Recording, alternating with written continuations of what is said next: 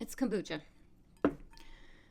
Oh man, you guys, I feel like October is ugly. I don't know what happened. I do. I do, but I don't. October, November, it's not pretty. It's not looking good. But it's okay. We budget because we have 6 figures of student loan debt. Over $160,000 left to go. Over $140,000. Am I saying that right? Yeah. $140,000 paid off in the last 4 years. The only way I've been able to pay that much off is budgeting every month. If you know me, if you've been hanging around, you know I'm not a super strict budgeter. I don't do the zero based stuff. I just do like paycheck forecasting and say, all right, I'm paid bi weekly, so every couple weeks I know the week before I'm able to see what my paycheck's going to be, and I'll know, okay, these bills are coming out over these next 2 weeks, so this paycheck has to cover these bills, and then I have this much left over for either debt, investing, saving, spending. I keep it pretty simple. I don't get crazy, but October got a little crazy. So let's just get into it without further ado. So as y'all know, I am a spreadsheeter, but I'm not hardcore with it. I just like to use the spreadsheet. It keeps me sane. I'm that type of personality. Whatever. So, October. We always start at the top with income. How did we do? So, of course, my biggest source of income at this time is my W 2 job. I always have a goal of making $5,360 take home pay. This is all take home. This is after my 401k has been taken out, after my HSA has been taken out. Yeah, insurance, all that kind of stuff, plus my car insurance. That gets automatically deducted, even so it's not a line item in my budget here, but I do have car insurance. And what else gets taken out? That's all. I don't know. I think that's it. But anyway, so my goal is always to take home $5,306 a month. And in October, I took home $5,655. So more than the goal, which is all we can ask. And then my next source of income is my rental property that y'all know I bought last year. My cash flow for the property is $459.24, and that is after the rent is paid, the property management team is paid, they send me the rest, and from that I pay the mortgage.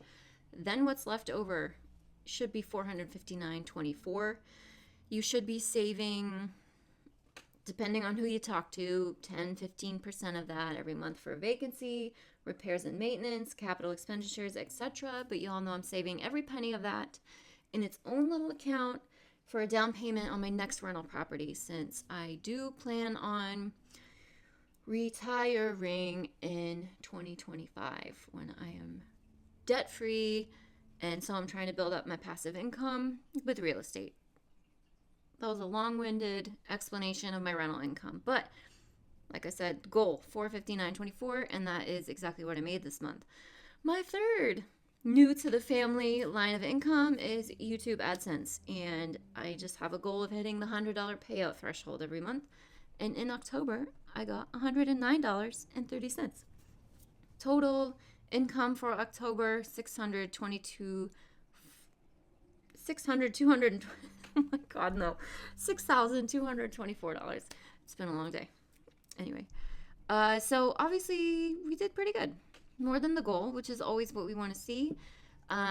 Yes, I do need to be saving 25% of the YouTube income for taxes, but all that's just getting dumped in the emergency fund. Whatever I have to pay for taxes on these at the end of the quarter, I will just pay out of the emergency fund. So I am aware. Expenses. My biggest expense is my rent. $15.25. That's exactly what I paid. Electricity, I knew it was going to be $46. Exactly what I paid. Internet was $40. That was the last month under my 12-month cheap introductory rate. I do need to call them because they jacked it up by another $20 going forward, and I'm not down with that, so stay tuned. Mohila, which is my student loan servicer. I only have student loans left as far as debt goes. I have all federal. They're all with Mohila. And they're all on forbearance still, of course. So it's at a $0 payment right now, which is what I paid. My employer did make a payment on my behalf. Hey, but y'all have already heard about that. So anyway, gym, it's always $22.99. Netflix, $19.99. Here's where things get variable every time. Obviously, groceries and food. Budget $450 loosely. Again, I don't zero based. It's all approximation. Spent $760.79. Happens every freaking month. Although I have been really bad in October, September as well. This is slightly less than September by the tune of like $10 less than September, but I've just I'm in a weird spot, you guys. I'm in a weird spot of I don't give a shit versus like I've kind of given up on the year as far as hitting my savings goal for student loans, but not really. Still gonna work towards it, but October was just such a high spend month.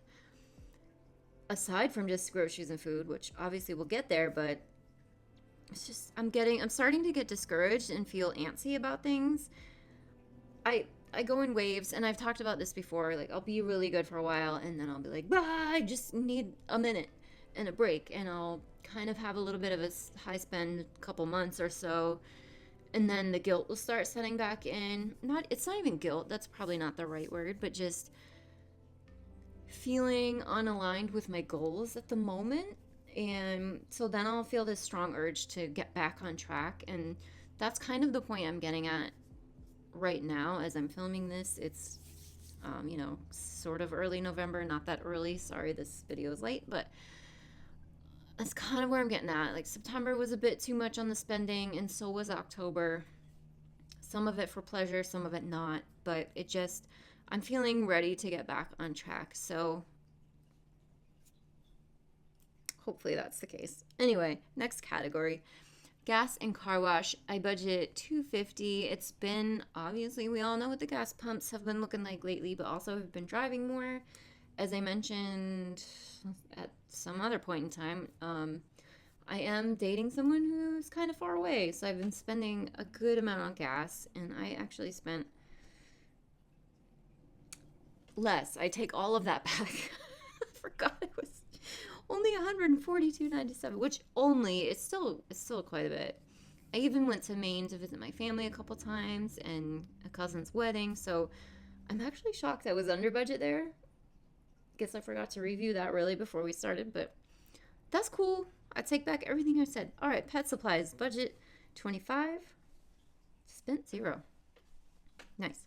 Massage, I budgeted $115, but I spent $0. I was not able to get to him in October just because he ended up traveling and getting sick again, and I've been, my shift rotation schedule is a bit nuts, so we just didn't line up in October, and that's fine.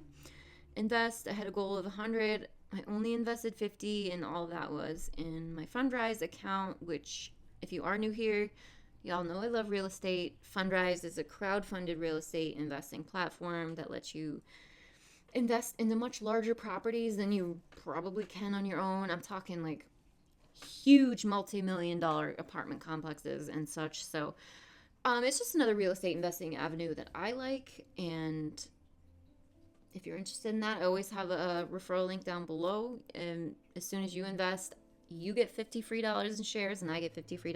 I love FundRise, but I'll talk about more about them later on. Donate, I always donate $50, and it's always to another YouTuber, Layla. Her channel is Debt Over at Personal Finances with Layla. She's on her student loan debt-free journey as well, and I'm here to support. So next one is student loan savings. Y'all know I have a $2,500 a month goal, which when you think about it, it's kind of crazy. That's almost 50% of my income I have a goal of saving. But $2,500 a month means $30,000 for the year, and that's the goal I set for myself this year. It's even more aggressive for next year and the year after that. I don't know what I'm thinking, but anyway, did pretty good. Saved $2,300. So I only missed my goal by $200. It's okay. I was already behind for the year. This year has been a lower income year than the previous two. So I made this goal based on like last year's income. So I haven't been hitting it, and it's been discouraging me a bit this year, but I need to remember that when I kind of really sit down and reevaluate my goals for next year. But anywho, not bad. $2,300 saved is still pretty good. And that's just to student loans, of course. I put all of my YouTube money and the rental income money in both my emergency fund and the rental property savings account. So I did save more than that, but this is just specifically student loan savings. Spending, budgeted $300. Here's where things went a little wrong. $927.49. Ooh, girl went crazy. Not bad, just a little. On Etsy, mostly. I spent, what, almost $500 on Etsy just buying artwork and like prints for my walls, because yes, this is a white wall behind me, but the entire apartment is white walls and I just needed some color. I always put off buying artwork because it's expensive and I'm really bad at decorating, and so it's always like the last thing that I'm always, that'd be nice. Oh, but no. You know what? I just did it. And so then I had to buy frames and other things. I also had to like re-up my 3 months supply of vitamins. I bought a pair of shoes because winter is coming, and sneakers aren't the best when you live in New England and trudge through slush, snow, crap like that. So I bought like a more waterproof pair of shoes. And what else? I needed new face serums. I mean, whatever. I don't need to justify this shit. I'm just saying. Ooh, dang. Ouchie. So that's part of why I'm feeling like, okay, I bought my things that I wanted, and now it's time to rein it back in. So that's what we're doing. Next category. Y'all know I switched to Mint Mobile a few months back, and October was when my like 3-month trial period expired, and I chose to buy another year. So I went for their $180 for the year plan, which is like 4 gigs a month. And couple weeks in, I realized that wasn't going to be enough for me. So I had budgeted for the 180, but then I spent another 60 to up it to 10 gigs a month, which $240 for the year comes out to $20 a month. That's still so much better than $60 a month that I was paying previously. So I'm still incredibly happy with Mint. They use the same towers as I was using with my $60 a month plan with Sprint. So, and the 10 gigs a month for $20 a month is perfect, has been totally fine. So that'll be my new annual expense going forward. Sorry for the noise. Pepe is playing with the window blind. And then the next line item, vet. I budgeted $400 because Piper, I knew she was going to get fixed and microchipped. They sent me a quote for like $390 something, and I just looked at it real quick and threw that in my budget. But that was just for the spay. There was also, this microchip was $60. And then I took Pepe in that same day just to make it easier to get his booster that he needed. So it came out to $482 altogether. Not terrible, but that's okay. I debated whether or not to put this in the October budget. It was an expense that occurred in October, so I did leave it in here. But I put every single purchase on my credit cards just because credit card points, and I pay it off every single month. I do not carry a balance. I refuse to pay credit card interest at this point in my life. So I haven't paid for that yet, but the expense occurred in October. So I'll be paying that off with this first paycheck of November that happens tonight. So no, there won't be any accrued interest, but I just wanted to point that out because if you see, like, the total I spent this month was $6,600, which is about $400 more than what I actually made. So luckily I keep a little bit of slush in my checking account, but if you take that vet bill off there, then we're back down into the realm of the income for the month, which is good. But yeah, whatever. Anyway, that's the expenses. Spent $6,608, and that is not okay. That makes me sad. But like I said, I'm feeling like it's time to rein it back in, especially with like going out to eat. You know how it is when you're dating somebody new, you kind of like, things are awkward, and yet you're trying to have a good time, so there's a lot of like drinks out, eating out, but you know, it's been a couple months now. It's fine. We're good now. Let's get over that. So November, we're bringing it back. But next category, debt. So $160,550.22 is what I now owe after that $150 payment from my employer in October. Yay. So my 2022 goal is at $30,000. I started October with $25,299 saved, and $4,800 of that is rolled over from last year, but the rest of that is saved from this year. And of course, in October, I added that $2,300, so now we're at $27,599.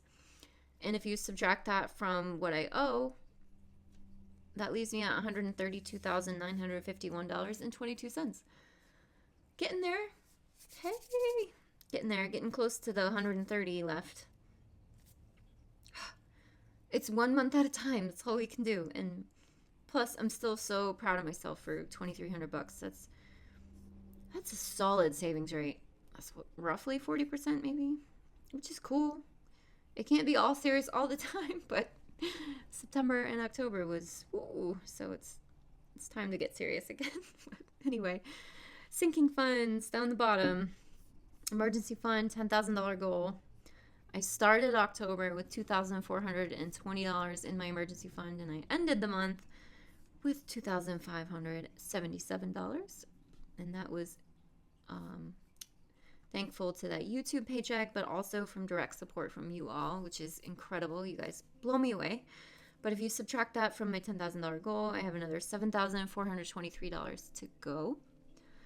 I did not contribute to my car, vet, and medical fund that I would like to have, which would have been super handy for the vet bills. But that's okay. I didn't contribute any more to my travel fund, and I did not contribute any more to my Roth for the year. So that's it for the October line items. And now I just want to pop over to the whole budget. Let's record our entire screen here, just because I find it fun to share these bigger picture updates as well. So you guys have seen this plenty of times. This is just my incomes at the top, W2, YouTube, and then I have this section for real estate, which just has my one rental property at the moment, but hopefully more to come in the future. And then I just track my expenses this way. As soon as they're paid for the month, I just write paid in the box. Easy peasy, simple. But then here's where I track my assets. Down in this area. And of course the total. We're climbing up, y'all. We started the year with $77,734 in assets, and we ended October with $114,362 in asset value, which is very exciting. And then, of course, the next lump down is my liabilities, which is debt, which is the only thing. I don't count the rental property because that is self-sustaining and it's paying for itself. So I just have my student loans here. Ooh, I need to change this value. That dropped. Let's do that right now. Instead of 160,700, it's 160,550. Yes. So as you can see, like, net worth is coming up. We went from a negative 83,000 to a negative 46,000, and as you can see from the bar graph, it's slowly creeping up, and that's all we can do. Slow and easy, you know? Slow and easy. So, yay. And then, of course, this is my student loan tracker over here. Still behind for the year in general, but it doesn't matter. We have two more months left in the year to try to save another $7,300. We all know that's not going to happen, but I will do my best and get as close as I can to that $30,000 goal. So that's all I can do. That's all you can do is your best, and nothing else matters. And then here I'm just tracking my investing each month. But yeah, I update all of these on the last day of the month, every single month. And this is the only time in 5 years, 4 years? 4 years I've had my FundRise account. October was the only time it's ever gone down. It grows in dividends month after month after month. And this month, which I'm surprised it hadn't gone down before then, but it did by $12. It still has gone up every single day since, but I digress. I love FundRise. Again, I have that referral link below if any of you are interested. I think it's a great way to invest in real estate without having to actually deal with the physical ownership of a property, or deal with tenants, or deal with property managers, or deal with anything. You just get daily dividends, and I love it. But anyway,